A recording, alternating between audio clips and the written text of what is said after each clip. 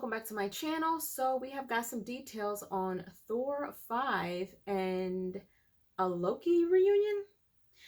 Let's check this out. Marvel Studios has confirmed that there is indeed going to be a Thor 5.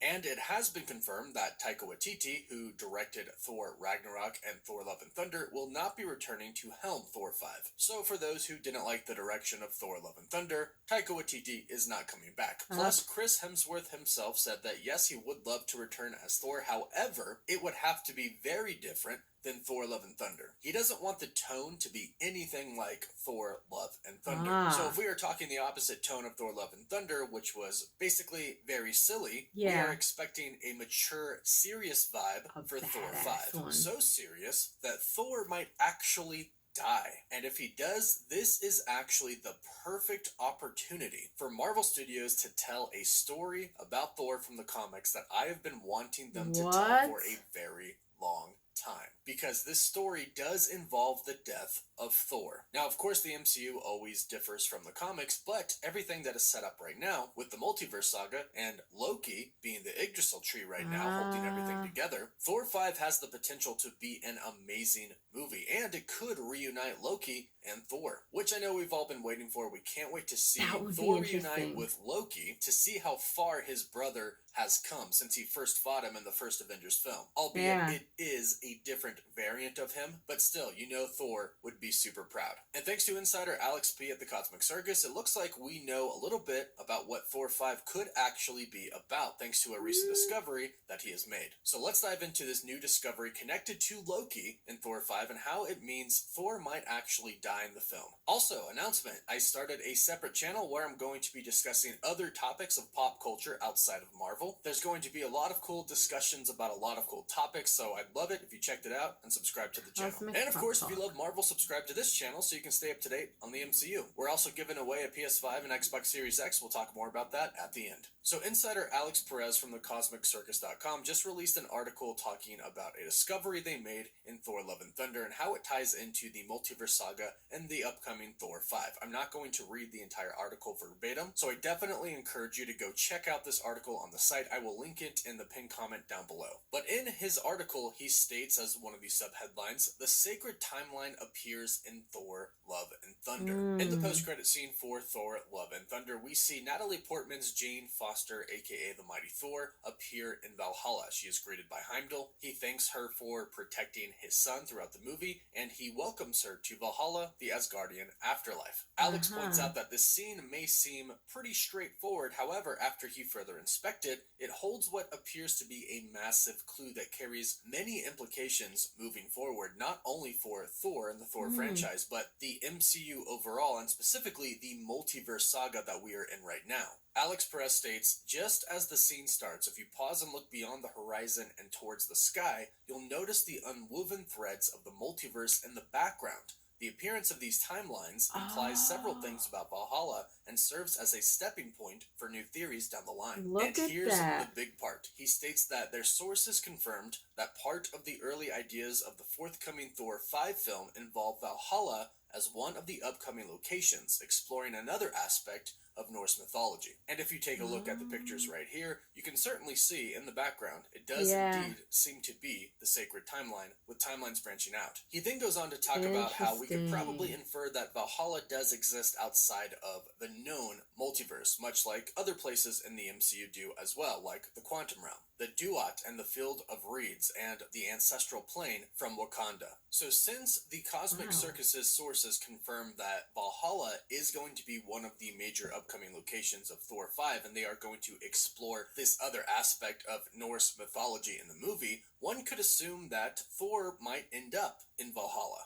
And if that is the case, that means that Thor has to die, because as far as we know, that's the only way to get to Valhalla. Now, this is going to sound rather weird, but I have always wanted Thor to die in the MCU, because I've always wanted him to become Rune King Thor. I've mentioned this over the years in a few videos I've done, how I thought that Rune King Thor would be amazing, but is probably too OP to have in the MCU. However, now, I think it might be the perfect opportunity to bring him in when you consider how strong the Council of Kangs are, or if the Beyonder is going to be the main villain. If you think about how strong the Beyonder is, we definitely need kind of a cosmic entity Thor. In Thor Disassembled in the comics, we see Thor return to Asgard to save his home from Ragnarok, which is being led by Loki. When he gets there, most of his home and his people have been taken out already, and there's only a few people left, like his brother Baldur the Brave, Valkyrie, and some close allies. So he defeats Fenris and Durak in Vanaheim, and then he encounters the spirit of a boy who offers him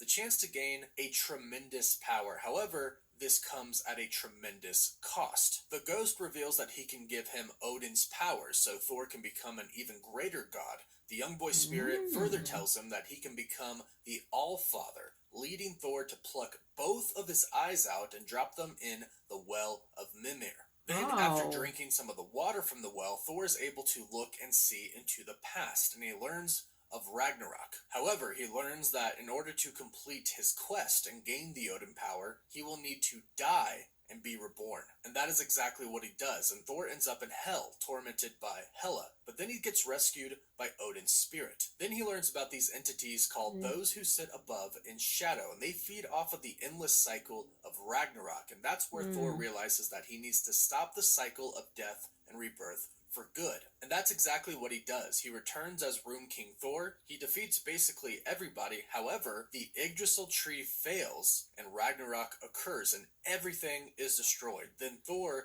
basically stands alone as an eternity-like being and begins his slumber of the gods. Basically, Thor sacrifices himself to save his people. This version of Thor is by far one of the most powerful versions of Thor to ever exist. He essentially becomes a cosmic entity, and I think that is where we could be heading in the MCU, especially if you consider that Loki is essentially the Yggdrasil tree right now. And since the end of Loki season 2, since we saw Loki become the Yggdrasil tree, insiders have been stating that Loki and Thor are going to reunite again, and Loki will indeed be in Avengers Secret Wars. Plus, we have reports of the soft reboot coming after Secret Wars. And if we think about how everything is going to happen in Secret Wars, the multiverse is essentially going to have to be destroyed, which means Loki is not going to be holding down the multiverse anymore. So eventually Loki will kind of be free of being the Yggdrasil tree. So what I believe could happen in Thor 5 is that Thor could go up against Hercules and he could lose, and he might actually die, and whether he chooses to or doesn't choose to, one way or another, it looks like he's going to end up in Valhalla. And from there, that's really where a bigger purpose for Thor comes into play. That's probably where he's going to notice the sacred timeline and really the multiverse, and they could even realize that it's Loki that is holding everything together. In Norse mythology, those who were in Valhalla were basically on standby for Ragnarok. Now, obviously, since we have had Thor Ragnarok in the MCU, Ragnarok in the MCU is very different than the Norse mythology Ragnarok. But Alex Perez in this article makes a very good point, stating that Ragnarok in the MCU could basically be the multiversal war and the multiverse falling apart. So the multiverse being destroyed, or Ragnarok, could be where Thor has to step in, now as an even greater being, an ascended Asgardian. And I also think this would be a great way to kind of move past the old plot that was set up in Thor Love and Thunder, while also keeping some of the major key aspects and important aspects of that film, like Valhalla. But as far as the Zeus and Hercules thing goes, I think it's going to be really cool to see Hercules and Thor fight each other, but they can move past that plot because a lot of people thought that it was kind of tacky. The gods weren't really depicted how a lot of people thought they were going to be depicted. Plus, Thor, if he dies and goes to Valhalla, will most likely see Odin and Jane Foster and his mother and the Warriors 3. It'll be a really cool reunion if this indeed does happen in Thor 5. And it would definitely make Thor have a much greater cause in the MCU. And if you especially consider the fact that Chris Hemsworth is most likely done playing Thor after Avengers Secret Wars, it would be really nice to see his character, Thor, have an extremely important role to play in Avengers Secret Wars with Thor 5 leading up to it, connecting him and Loki together. Let's face it, there are going to be a ton of different characters in Avengers Secret Wars, and there's a lot of characters in the MCU right now, just in general, so it would be nice to see Thor kind of shine above and beyond as an OG character of the Marvel Cinematic Universe. So that's what we've learned about Thor 5 so far, and those are my thoughts about what Marvel could possibly do to introduce a super extremely powerful version of Thor, who is also a lot more mature and a lot more serious. I mean, if you wanted a more serious story for Thor 5, him plucking his eyes out and dying, that's pretty serious. But let me know what you think about this in the comments down below. Don't forget to like this video and subscribe. And if you subscribe and leave a comment, you're automatically entered in our giveaway for a chance to win a PS5, an Xbox Series X, some Marvel Legends items, and some DC items as well. The winner gets to pick one item, and we pick one winner at the end of each month. You can find us on Instagram and Twitter, and as always, thank you all so much for watching. Woof woof. Well, I didn't really notice that, but then again, I didn't watch Loki up until recently, so I didn't know anything about the timeline. But that is interesting to see now, looking back, that you can kind of see the timeline in the sky like that. That is very, very interesting. And considering what happened between Thor and Loki, it would be very, very interesting to see a reunion between these two. Now, I didn't grow up with the comics, but if this other version of Thor being more powerful and one of the most badass things out there, I would like to see that. But it would have to take for Thor to die in order for him to kind of make that happen. But I would love to see that. And the fact that he wants it to be more serious, it's interesting because I would really want to know his thoughts on Love and Thunder. It was more quirky, more silly, more hokey in a sense.